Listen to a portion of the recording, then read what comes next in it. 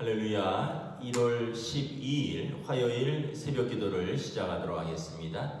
사도신경으로 우리의 신앙을 고백하시겠습니다. 나는 전능하신 아버지 하나님 천지의 창조주를 믿습니다. 나는 그의 유일하신 아들 우리 주 예수 그리스도를 믿습니다. 그는 성령으로 잉태되어 동정녀 마리아에게서 나시고 본디오 빌라도에게 고난을 받아 십자가에 못 박혀 죽으시고 장사된 지 사흘 만에 죽은 자 가운데서 다시 살아나셨으며 하늘에 오르시어 전능하신 아버지 하나님 우편에 앉아 계시다가 거기로부터 살아있는 자와 죽은 자를 심판하러 오십니다. 나는 성령을 믿으며 거룩한 공교회와 성도의 교제와 죄를 용서받는 것과 몸의 부활과 영생을 믿습니다. 아멘. 찬송가 516장 찬양하시겠습니다. 찬송가 516장입니다.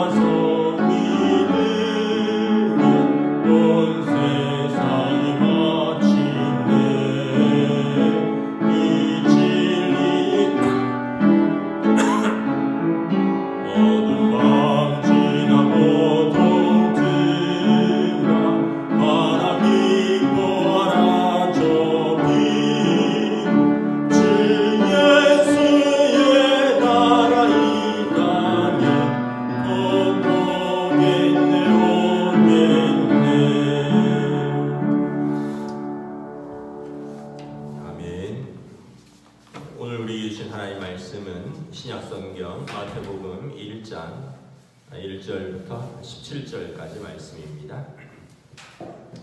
마태복음 1장 1절부터 17절까지 말씀입니다. 신약성경 1쪽입니다. 마태복음 1장 1절부터 17절 다 찾으신 줄 알고 저와 여러분들이 한 절씩 교도하도록 하겠습니다. 아브라함과 다윗의 자손 예수 그리스도의 계보라. 아브라함이 이삭을 낳고 이삭은 야곱을 낳고 야곱은 유다와 그의 형제를 낳고 유다는 다말에게서 베레스를 낳고 베레스는 헤스론을 낳고 헤스론은 람을 낳고 람은 아미나답을 낳고 아미나답은 나손을 낳고 나손은 살몬을 낳고 살몬은 라합에게서 보아스를 낳고 보아스는 룻에게서 오벳을 낳고 오벳은 이새를 낳고 이새는 다윗 왕을 낳으니라. 다윗은 우리아의 아내에게서 솔로몬을 낳고 솔로몬은 르호보암을 낳고 르호보암은 아비야를 낳고 아비야는 아사를 낳고 아사는 여호사밧을 낳고 여호사밧은 요람을 낳고 요람은 우시야를 낳고 우시야는 요담을 낳고 요담은 아하스를 낳고 아하스는 히스기야를 낳고 히스기야는 므낫세를 낳고 므낫세는 아몬을 낳고 아몬은 요시야를 낳고 바벨론으로 사로잡혀 갈 때 요시야는 여고냐와 그의 형제들을 낳으니라. 바벨론으로 사로잡혀 간 후에 여고냐는 스알디엘을 낳고 스알디엘은 스룹바벨을 낳고 스룹바벨은 아비훗을 낳고 아비훗은 엘리야김을 낳고 엘리야김은 아소르를 낳고 아소르는 사독을 낳고 사독은 아킴을 낳고 아킴은 엘리웃을 낳고 엘리웃은 엘르아사를 낳고 엘르아사는 mat단을 낳고 mat단은 야곱을 낳고 야곱은 마리아의 남편 요셉을 낳았으니 마리아에게서 그리스도라 칭하는 예수가 나시니라.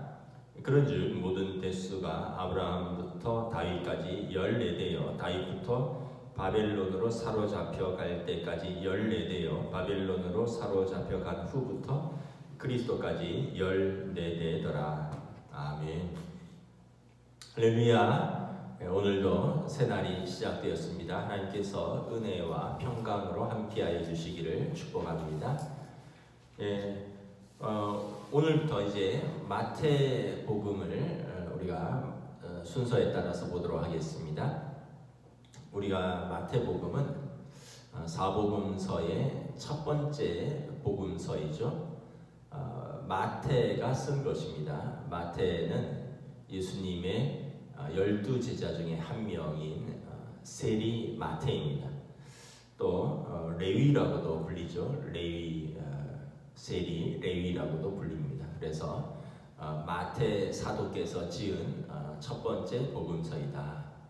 우리가 요한 사도, 바울 사도 뭐 이렇게 많이들 익숙한데 마태 사도, 도마 사도 뭐 이렇게 잘 익숙지 않은데 예수님의 12제자들을 사도라고 부르죠. 사도 마태께서 지은 책인데 목적은 뭐냐면 예수 그리스도가 유대인의 왕이요 메시아로 오셨다라는 것을 증거하기 위한 책입니다. 다시 말하면 유대인으로서 유대인들에게 복음을 증거하기 위한 책입니다. 그래서 여러분 오늘 이렇게 마태복음을 자세히 읽다 보시면 마태의 특징들이 몇 가지 나와 있습니다. 첫 번째는 마태는 굉장히 겸손한 사람입니다. 자기 자신을 항상 세리 마태다라고 세리 레위다 이렇게 표현을 합니다. 세리라는 것은 좀 굴욕적인 직업입니다. 우리 지금이야 뭐 세무공무원은 최고의 직업 중에 하나이지만 세무사나 뭐 회계사 그 당시는 로마의 이제 어떻게 보면 앞잡이로서 합법적인 세금 외에 백성들의 그 고혈을 짜는 그런 나쁜 직업이었습니다.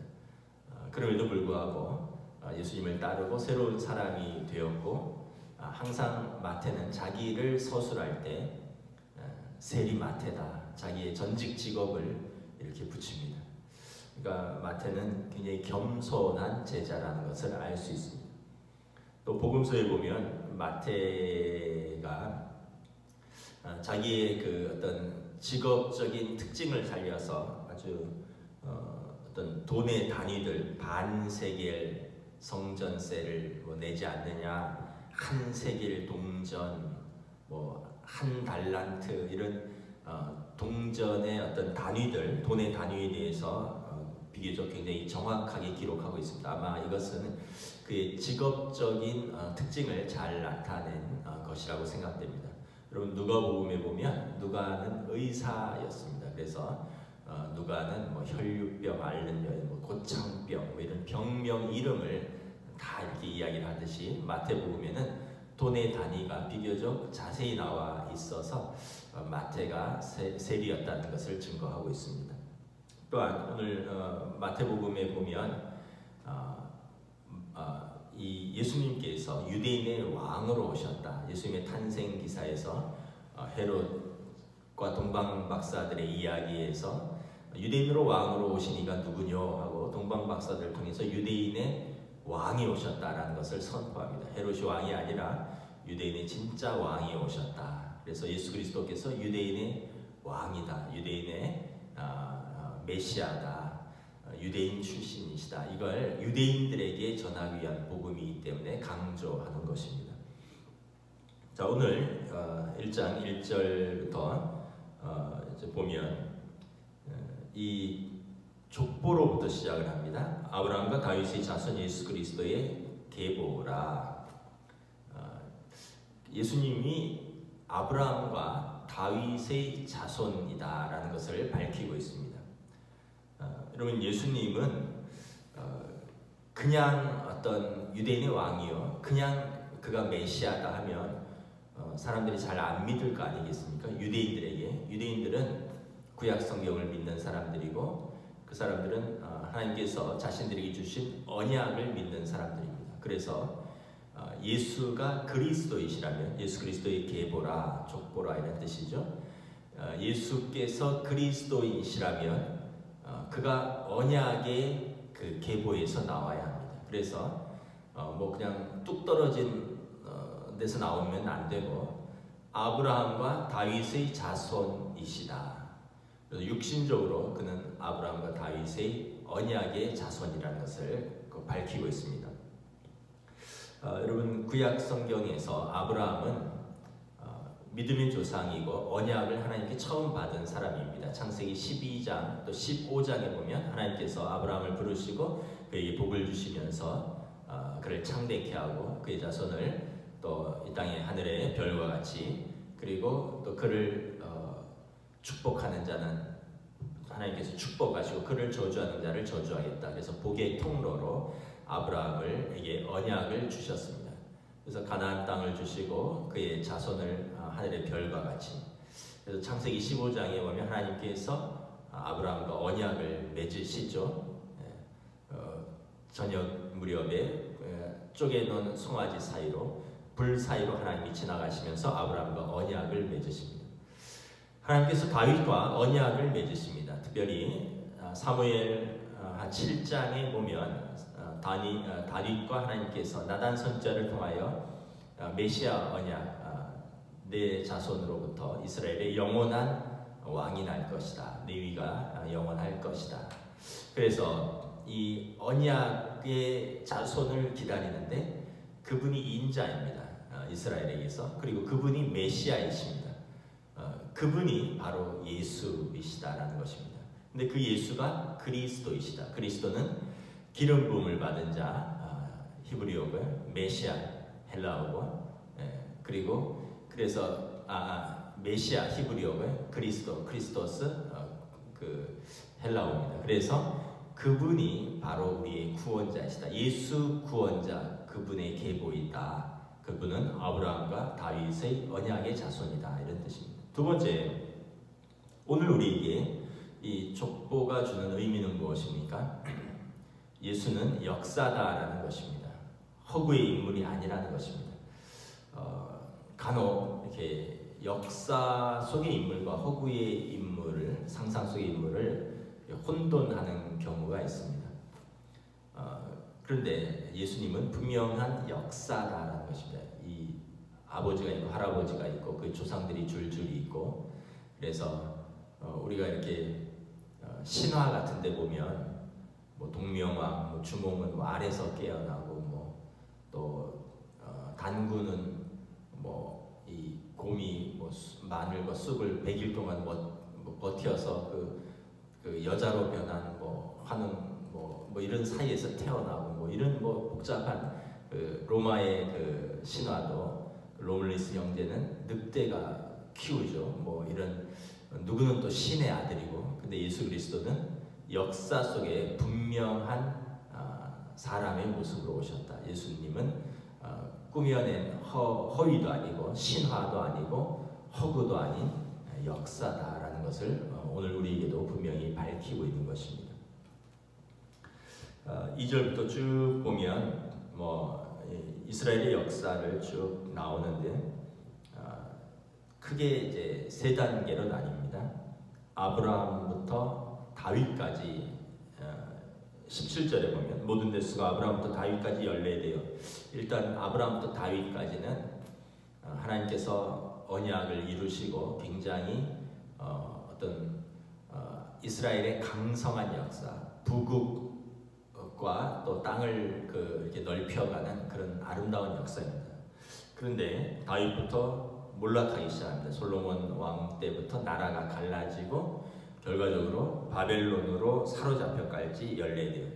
이스라엘의 분열의 역사, 수치의 역사, 포로의 역사, 그리고 바벨론으로 사로잡혀간 후부터 이제 그리스도까지 이제 어둠의 역사죠. 포로의 역사입니다. 그리고 그리스도로부터 해서 다시 빛의 역사로 이제 다시 하나님께서 이스라엘을 세우신다. 하나님의 언약의 역사, 그리고 이 부국강병하던 역사에서 분열되고 또 몰락하던 역사, 어둠의 역사, 포로의 역사에서 예수 그리스도 오심으로 치유의 역사, 또 그분이 오심으로 회복의 역사가 시작된다라는 것을 상징적으로 이 세 상대로 구분해 놓은 것입니다. 그러고 보면 마태는 굉장히 정직한 역사가입니다. 왜냐하면 우리가 역사를 기록할 때 조금 부끄러운 역사는 좀 숨기려고 하는 경향이 있죠. 근데 마태는 유대인들에게 우리 역사를 보아라. 하나님의 언약의 역사로 시작을 했고 다윗 왕으로부터 해서 굉장히 아름다운 역사를 이루었지만 그의 아들 때부터 해서 분열과 또 이렇게 어려움의 역사를 겪고 하나님의 앞에서 불순종과 우상 숭배로 말미암아 포로가 된 역사, 그리고 암흑의 역사를 가지고 있지 않느냐. 그러나 하나님께서 우리 민족을 버려두지 않으시고 예수 그리스도를 우리에게 보내셨다라고 시작을 하고 있는 것입니다. 또 오늘 족보를 자세히 보면 5명의 여인이 등장하고 있습니다. 마태가 굉장히 아까도 말씀드렸지만 솔직한 역사를 기록했고, 또 마태는 스스로를 세리마태라고 부를 만큼 겸손한 사람이었고, 그래서 유대인들에게 자신들의 역사 속에서 예수 그리스도의 역사이지만 그것은 또 그들의 조상들의 역사입니다. 그러나 여기에서 5명의 여인들을 언급을 합니다. 3절에 보면 다말이 나옵니다. 유다는 다말에게서 베레스와 세라를 낳고, 5절에 살몬은 라합에게서 보아스를 낳고, 보아스는 루트에게서 오벳을 낳고, 6절에 보면 다윗 왕은 우리아의 아내에서 솔로몬을 낳고, 그리고 나서 이제 제일 마지막에 보면 16절에 요셉은 마리아에게서 그리스도라 칭하는 예수가 나시니라. 족보의 여인들을 기록하는 것은 일상적이지 않은 일입니다. 여러분 뭐 여자분들에겐 죄송하지만 어쨌든 과거부터 뭐 지금은 안 그렇겠지요. 족보에는 이렇게 남자들의 이름만 기록이 되었습니다. 그런데 예수님의 족보에, 이 언약의 족보에, 메시아의 족보에 마태는 예수님의 어머니 마리아를 포함해서 5명의 여인들의 이름을 기록했습니다. 예수 그리스도가 오심으로 여러분 남자와 여자의 장벽이 철폐된 것입니다. 유대인과 이방인의 장벽이 철폐된 것입니다. 자유인과 종의 장벽이 철폐된 것입니다. 예수님의 족보에 무려 5명의 여인들이 들어가 있는데 한 분 한 분들의 그 이름과 과거를 보면 왜 굳이 이렇게 넣었을까 하는 의문이 생깁니다. 3절에 유다는 다말에게서 베레스와 세라를 낳고, 유다와 다말은 부부관계가 아니죠. 사실 유다는 다말의 시아버지입니다. 다말은 유다는 세 아들이 있었고요. 첫째 아들의 부인이 다말입니다. 네, 첫째 아들이 죽고 또 둘째 아들도 죽고 셋째 아들도 죽고 뭐 이것은 창세기에 나오는데 뭐 다 지금 설명할 수는 없고, 그래서 결국은 다말이 이 셋째 그 형이 죽으면 동생을 형수에게 주는 형사 취수법이라는 고대 유대인들의 법에 의해서 이 유다의 막내 아들이 자랄 때까지 본가로 친가로 돌아가서 기다리던 중에 유다는 사실 다말에게 막내 아들을 줄 생각이 없었습니다. 그런데 다말이 시아버지를 속여서 시아버지 유다와 부정한 관계를 취하여서 이제 이 베레스와 세라를 낳는 것입니다. 그러니까 이 참 어떻게 보면 뭐 불륜이기도 하고, 하여튼 참 입에 시아버지와 며느리와의 사이에서 이 족보가 이어지는 것입니다. 5절에 보면 살몬은 라합에게서 보아스를 낳고, 라합은 여호수아가 여리고성을 쳐들어갔을 때 정탐꾼들을 숨겨진 기생입니다. 술집 여인입니다. 술집 여주인인데 이제 여리고성에 들어가서 다 전멸할 때 라합을 살려주었습니다. 그리고 라합은 살몬과 결혼을 해서 보아스를 낳게 되는 것입니다. 기생이고요. 술집 여인이었습니다. 술을 팔고 또 좀 죄송한 표현이지만 몸을 파는 여인이었습니다. 이 여인도 예수님의 족보 안에 들어가 있습니다. 5절에 보면 보아스는 룻에게서, 살몬은 라합에게서 보아스를 낳았는데 보아스는 누구랑 또 결혼을 하느냐 하면 룻과 결혼을 합니다. 룻은 룻기 잘 알고 있죠, 여러분. 룻기에 보면 나오미의 며느리입니다. 나오미와 두 아들이 모압 땅으로 기근을 피해서 갔다가 거기서 이제 룻을 만나서 큰 아들이 결혼을 하고, 거기서 나오미의 남편도 죽고 나오미의 두 아들이 다 죽고, 나오미가 룻과 함께 이스라엘 땅으로 돌아옵니다. 그때 룻이 어머니의 하나님이 나의 하나님이 되실 것입니다 라고 고백하며 이스라엘 땅으로 돌아옵니다. 다시 말하면 이 룻은 이방 여인이라는 것입니다. 모압 여인이라는 것입니다. 모압 사람들은 이스라엘의 총회에 영원토록 들어올 수 없는 사람들입니다. 모압과 암몬 자손은 다시 말하면 이방 여인으로서 그의 이름이 기록되어 있다는 것입니다. 그리고 6절에 보면 다윗은 우리아의 아내에게서 솔로몬을 낳고, 그 지혜의 왕 솔로몬의 어머니가 우리아의 아내인데, 여러분 마태는 의도적으로 밝히고 있습니다. 다윗은 밧세바에게서 솔로몬을 낳고 하지 않고 다윗은 우리아의 아내로부터, 다시 말하면 밧세바는 우리아의 아내였다는 것입니다. 다윗이 빼앗아서 우리아를 죽이고 그리고 그의 아내 밧세바를 취하여서 난 아들이 솔로몬입니다. 그러면 여러분 참 우리가 이걸 보면서 아니 예수님 족보가 너무 이 사정을 하나하나 다 알면 너무 좀 참담하다. 굳이 이렇게까지 쓸 필요가 있을까? 여러분 만약에 여러분들이 성공해서 자서전을 좀 쓰는데, 자서전을 쓸 때 뭐 예를 들면 뭐 우리 증조 할아버지는 일본 가서 일본 사람과 결혼을 해서 나는 첫째 부인이 한국에 있는데 둘째 부인이 일본 사람과 결혼해서 낳은 그 사람이 뭐 우리 할아버지고, 그래서 우리 할아버지가 다시 건너와서 자수성가 끝에 몇 번의 이혼 끝에 또 몇 번의 재혼 끝에 우리 아버지를 낳고, 우리 아버지도 어렵게 살다가 이렇게 해서 나를 낳아서 내가 이렇게 자수성가했습니다. 굳이 그렇게 쓸 필요가 있겠습니까? 그냥 우리 같으면 미화해서 뭐 할아버지는 일본에서 자수성가한 분이요, 뭐 그래서 또 한국 돌아와서 전쟁통에 빈손으로 읽은 분이요, 그래서 그 아버지가 나를 그 희생과 사랑으로 교육해서 이렇게 내가 훌륭하게 성장했습니다. 이렇게 쓰면 되지. 굳이 일본까지 뭐 밀항을 해서 거기서 누굴 만나서 다시 한국 돌아와서 전쟁통에 뭐 몇 번의 뭐 결혼과 재혼 끝에 이렇게 쓸 필요가 없잖아요. 마태가 왜 그렇게 썼을까요? 마태는 하나님의 역사를 정직하게 기록하지 않으면 그것은 역사가 될 수 없다는 것을 분명히 알고 있었기 때문에 그렇습니다.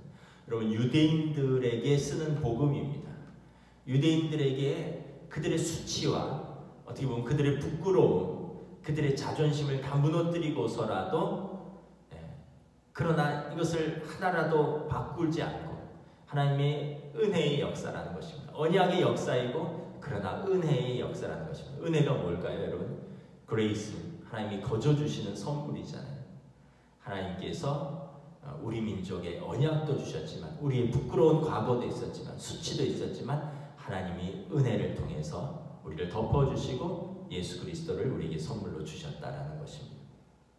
그래서 이 여인들의 불명예스러운 여인이고 또 어떻게 보면 감추고 싶은 과거이지만 여러분, 하나님 앞에 중요한 것은 우리의 부끄러운 과거가 아니라 지금 우리가 은혜로 예수 그리스도 앞에를 통하여 하나님 앞에 서 있는가라는 것입니다. 그럼 부끄러운 과거 없는 사람이 어디 있겠습니까? 우리나라 역사도 여러분 사실 굉장히 부끄럽죠.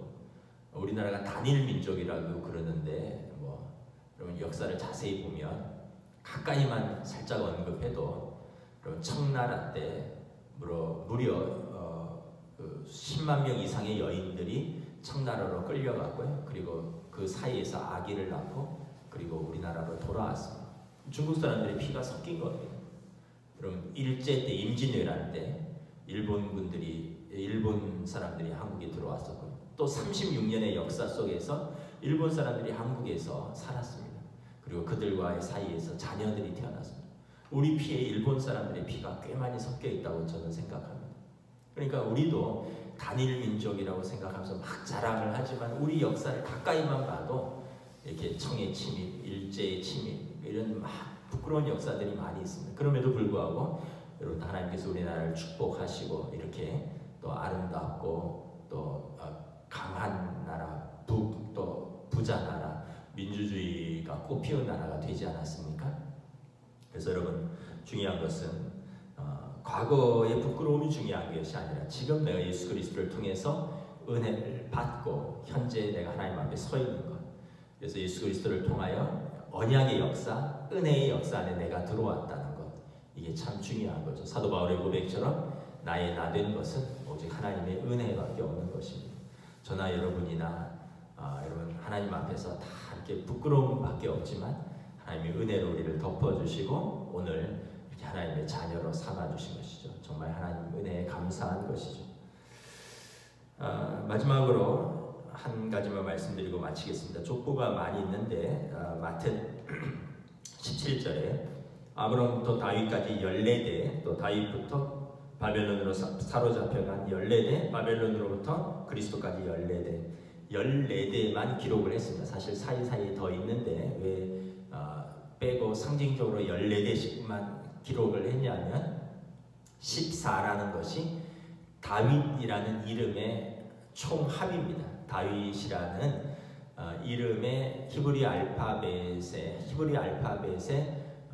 그 음가가 있습니다. 예를 들면 알렉 이러면 1이고요.